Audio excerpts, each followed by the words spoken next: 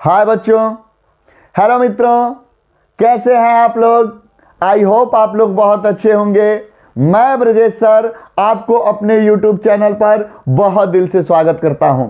बच्चों, मैं आपको भारत में राष्ट्रवाद का उदय पार्ट 4 पढ़ाने जा रहा हूं, जिसका उल्लेख मैं करूंगा वो बहुत शानदार तरीके से आपके पेपर में दिए जाते हैं।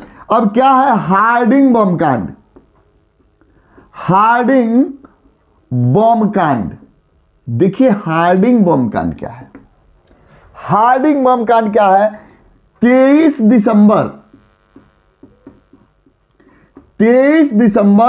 1912 को 23 दिसंबर 1912 को दिल्ली के तत्कालीन गवर्नर जनरल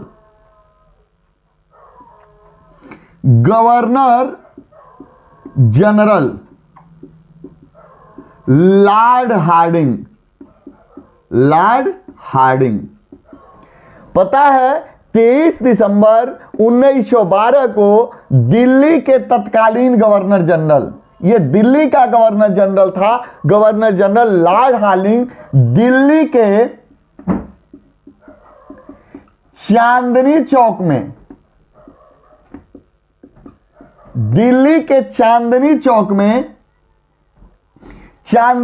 में पंजाब नेशनल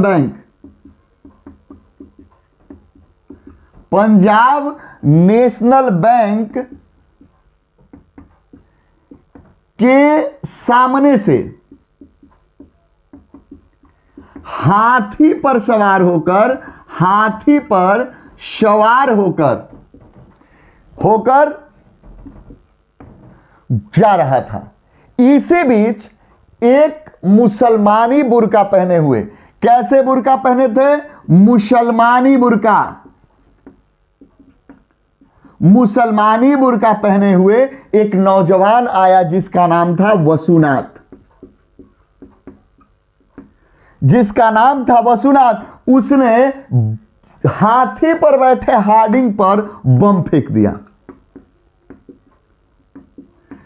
जिसमें उसके अंगरक्षक की मृत्यु हो गई। अंगरक्षक की मृत्यु हो गई। अब देखिए ये क्या है हार्डिंग बम कांड, और देखो इसका पता नहीं चल पाया। जांच हुआ लेकिन उस समय पता नहीं चला। अंत में जब 1915 में लाहौर बम कांड का जांच हुआ, इसी में इनको सजा दी गई। किनको सजा दी गई? लाहौर बम कांड में इनको सजा दी गई, वासुनाथ को। ठीक है, चलिए हम एक बार दोहराते हैं हार्डिंग बम कांड। हार्डिंग बम कांड क्या है?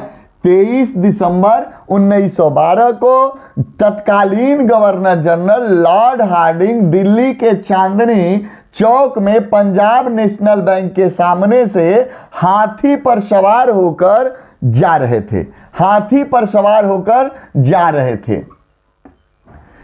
थे।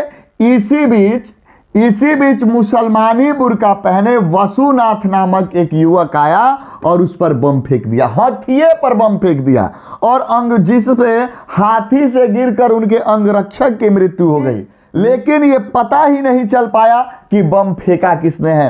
अंत में जब क्या हुआ, देखो ये जो 1915 की बात है, एक जिसको उधम सिंह ने गोली मारा था, ओ डायर अपनी किताब में एक उल्लेख किया है कि ये पता ही नहीं चल पाया कि हार्डिंग पर बम किसने मारा। लेकिन अंत में ये पता चला जब लाहौर बम कांड हुआ 1915 में, तो इसका जांच हुआ और इसी में इनको वासुनाथ को दोषी ठहरा दिया गया। कि आपने ही हार्डिंग बम कांड को अंजाम दिया है। अब देखिए एक बार दोहराते हैं, हार्डिंग बम कांड कहां हुआ? दिल्ली के चांदनी चौक पर। हार्डिंग बम कांड कब हुआ? 23 दिसंबर 1912 को। हार्डिंग बम कांड कहां हुआ? दिल्ली के चांदनी चौक में पंजाब नेशनल बैंक के सामने। कौन जा रहे थे हाथी से? Lord Hardinge.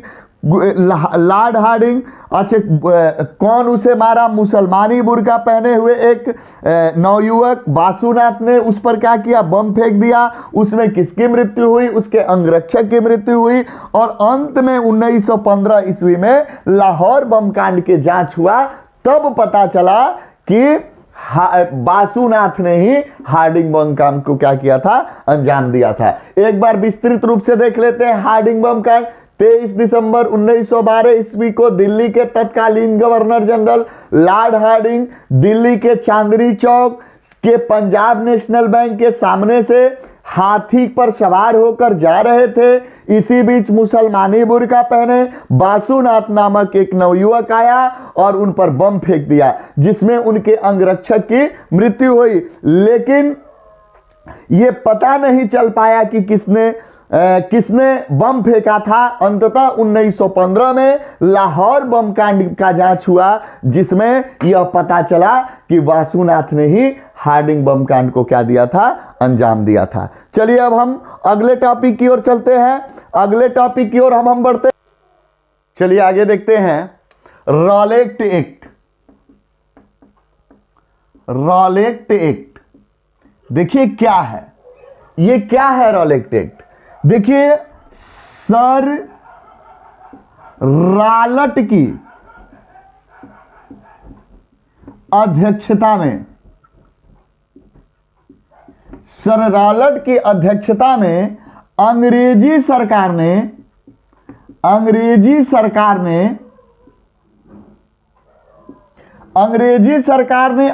1918 ईस्वी में एक समिति का गठन किया। एक समिति का क्या किया? गठन किया। और इस समिति को यह बताया गया, यह कहा गया कि जो कानून भारत में उस समय क्रांति चरम पर थी, लोग विरोध करने लगे थे अंग्रेजी सरकार का, तो ये लोग कहे कि आप एक ऐसा कानून बनाइए, एक ऐसा कानून बनाइए, ठीक है। एक कानून बनाने का आदेश दिया और कहा कि एक ऐसा कानून बनाइए जो बिना किसी मुकदमे चलाए,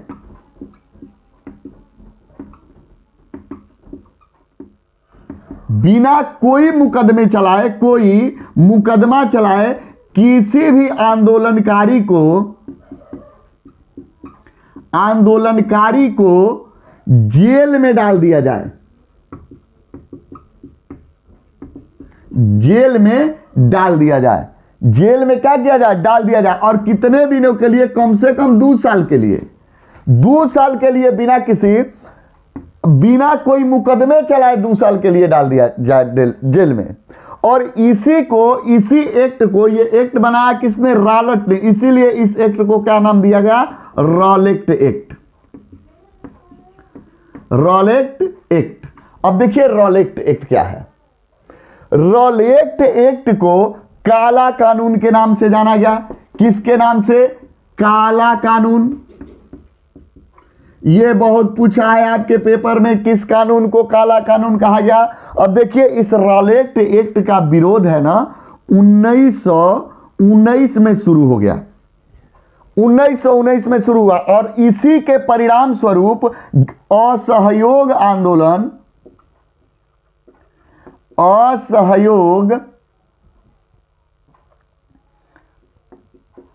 आंदोलन प्रकट हुआ। इसी का था, ये ना आया होता ना असहयोग आंदोलन शुरू हुआ होता। देखिए इसको क्या कहते हैं? काला कानून।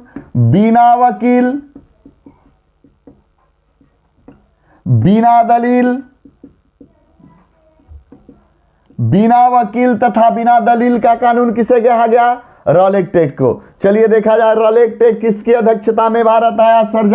सर रॉलेट की अध्यक्षता में। अंग्रेजी सरकार ने 1918 में इसकी गठन कब हुआ? 1918 में ये किसका क्या था, बिना मुकदमा चलाए किसी भी आंदोलनकारी को 2 साल के लिए जेल में डाल देना, जेल में डाल देना, इसका काम क्या था। रॉलेट एक्ट इसी का नाम रखा गया। इसका विरोध 1919 में हुआ। रॉलेट एक्ट के बाद कौन सा आंदोलन शुरू हुआ, असहयोग आंदोलन। रॉलेट एक्ट को किस नाम से जानते हैं, काला कानून से। बिना वकील बिना दलील के कानून किसको कहा जाता है, रॉलेट एक्ट को। और देखिए ये काला कानून बाबू आपके पेपर में बहुत पूछा जाता है। ओके, चलिए एक बार डिस्क्रिप्टिव बना लेते हैं इसको। रॉलेट एक्ट, सर रॉलट की अध्यक्षता में अंग्रेजी सरकार ने 1918 में एक समिति का गठन किया जिसे कानून बनाने के लिए कहा। बिना कोई मुकदमे चलाए आंदोलनकारी को 2 साल की जेल में डालने का कानून बना जिसे रॉलेट एक्ट कहा गया। अंततः इनका विरोध 1919 में होने लगा जिसके कारण असहयोग आंदोलन प्रकट हुआ। इस कानून को काला कानून तथा बिना वकील या बिना दलील का कानून भी कहा जाता है। ओके, चलिए अब अगली टॉपिक की ओर चलते हैं। आइए कुछ महत्वपूर्ण छोटे क्वेश्चनों पर ध्यान देते हैं। सबसे पहला क्या है, गोदी। हमने क्या लिखा, गोदी। देखिए गोदी क्या है, गोदी से आप समझिए कि समुद्र किनारे का, समुद्री किनारे का एक स्थान है। एक क्या है, स्थान है। स्थान है जहां जहाजों की मरम्मत की जाती है, मरम्मत की जाती है, उसे क्या कहते हैं, गोदी कहते हैं। क्लियर, देखो समझ लो पहले गोदी क्या है, समुद्र के किनारे का एक स्थान है। समुद्र के आ जाए कि गोदी क्या है, समुद्र के किनारे का एक स्थान है जहां जहाजों की क्या की जाती है, मरम्मत की जाती है। अच्छा, जहां जहाजों की मरम्मत की जाती है गोदी कहलाता है। समुद्र के किनारे का वह स्थान जहां जहाजों की मरम्मत होती है क्या कहलाता है, गोदी कहलाता है। एकदम कंसेप्ट क्लियर। चलिए आगे चलते हैं। आगे हम पढ़ाते हैं गिरमिटिया मजदूर किसे कहते हैं, गिरमिटिया मजदूर। ये छोटे क्वेश्चन है, एकदम आपके पेपर के अकॉर्डिंग है, कहीं नहीं जाएगा, ये आने वाले हैं। गिरमिटिया मजदूर, देखो गिरमिटिया मजदूर बंधुआ मजदूर को कहते हैं। बंधुआ मजदूर को क्या कहते हैं, गिरमिटिया मजदूर कहते हैं। गिरमिटिया मजदूर किसे कहेंगे, जो बंधुआ मजदूर होते हैं उन्हीं को क्या कहते हैं, गिरमिटिया मजदूर। पिछली बार पूछा था कई पेपरों में, मिलाने ना, गिरमिटिया मजदूर क्या थे, बंधुआ मजदूर। बंधुआ मजदूर गिरमिटिया मजदूर, गिरमिटिया मजदूर बंधुआ मजदूर। ओके, अगला देखते हैं, एक छोटा सा है बेगार। बेगार क्या है, बेगार क्या है, बिना परिश्रमिक